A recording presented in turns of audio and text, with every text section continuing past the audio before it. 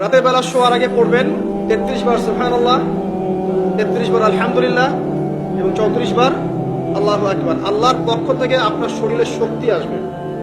এটা যারা নিয়মিত আমল করে আল্লাহর পক্ষ থেকে তাদের শরীরে শক্তি আসে।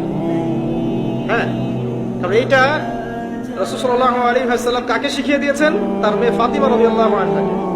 ফাতিমা রাদিয়াল্লাহু আনহা এবং আলী রাদিয়াল্লাহু আনহু তারা দুজন গিয়েছেন আল্লাহ রাসূলের দরবারে, গিয়ে বলেছেন আমাদেরকে একজন দাসী বা দাস দিন, বাসার অনেক কাজ আমরা করতে পারি না, লাগে না কাজের মানুষ।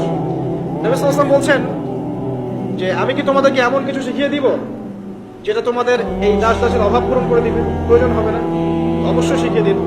তখন নবীজি শিখালেন সাল্লাল্লাহু আলাইহি ওয়াসাল্লাম যে ঘুমানোর আগে 33 বার সুবহানাল্লাহ পড়বে, 33 বার আলহামদুলিল্লাহ এবং 34 বার আল্লাহু আকবার। তোমাদের দাস দাসের প্রয়োজন হবে না।